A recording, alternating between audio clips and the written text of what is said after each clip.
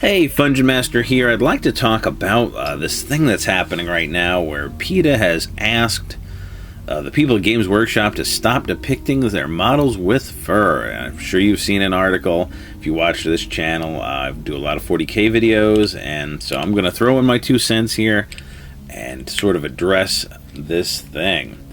Let's talk about what PETA's actual goal is and what most of the people who are having a reaction to this think their goal is. So, number one, right off the bat, PETA's goal is not to actually get Games Workshop to change anything. I know that's crazy. Why would they write them a letter? Because, you know, no one's ever written a company a letter before and not had something happen. And the people at PETA are dumb because they think different than me. No, that's not really what's going on here. Their goal was to get in the news because that's what PETA does. They're provocative. Whether they're using nude celebrities or celebrities are coming out on behalf of PETA and saying crazy things. Their whole purpose, their whole MO, is to get people thinking about their issue and making people aware of their issue. And you do that with publicity. I can't get away from this frickin' article.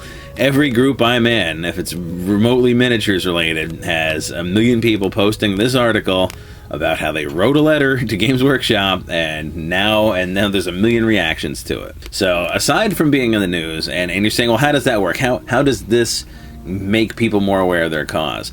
I'm pretty sure most of the people in these 40K groups I'm in, whether it's on forums or in Facebook, have read these news articles, and most of these news articles print the entire letter from PETA where they go into detail about how ugly and awful the fur trade is. And yeah, it is ugly and awful.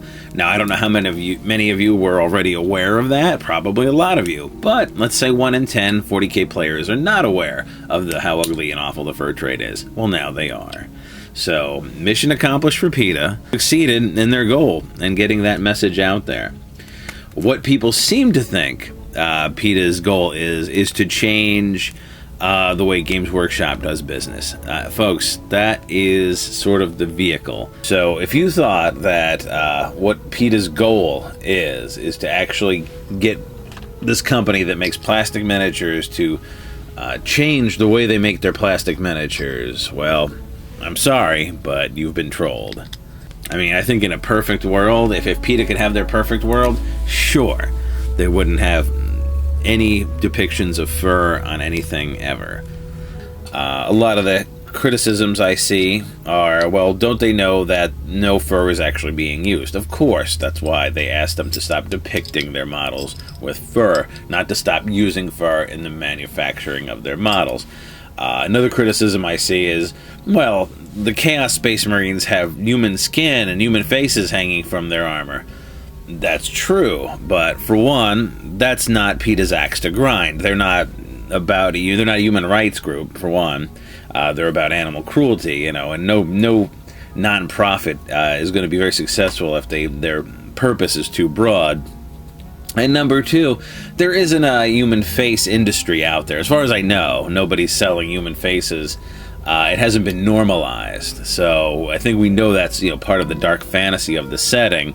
Whereas fur is a real thing, and the 40K does glamorize it. And now let me get to another point. Another criticism I see is, well, you know, these are evil characters wearing the fur. Not entirely. I don't think anyone would classify Space Wolves as evil. I mean, yes, okay, sure, they're part of the Empire. The Empire is this giant fascist regime, but the Space Wolves are sort of like fantasy heroes, aren't they? I mean, yeah, they're werewolves and everything, but they also use like magic swords, and they're sort of heroic. Their armor is sort of the most primitive. I don't know if they're fluffed that well, but you know, Space Marines are kind of the heroes of this game, and you do have one branch of heroes who are just decked out in furs all the time. And you know, in a fantasy game, killing a wolf is, I guess, it's still not particularly heroic, but you know, killing a wolf with a spear is a lot more noble than using a las cannon from a spaceship to kill a wolf, which is, I'm not going to say that's necessarily what Space Wolves do, but you know, they have the option, right? I mean, they do use their bolters for everything. So you've got a rapid fire missile launcher in your arms, and you're killing a wolf with that. Wow, my hero, you know, that's super brave. but getting away from that, just you're sort of glorifying furs, which is, and again, I'm not taking PETA's side. I don't think their point was to actually make a change in the world of 40K or the way that 40K does anything. They're not simpletons. The people who are reacting to them as if that was their goal, they're the simpletons. PETA's made its goal. You're talking about them. They're in the news again. They like being in the news. You've read their letter. You've fallen for it. You've taken the bait. So just putting that out there. The more you react to what they're doing, the more you post the memes and circle it around, the more you sort of play into their hands. So that's it. This has been Fungeon Master signing out. I guess I should prepare for the mountain of caps lock coming my way. Have a good day, and I'll be putting up another video very soon.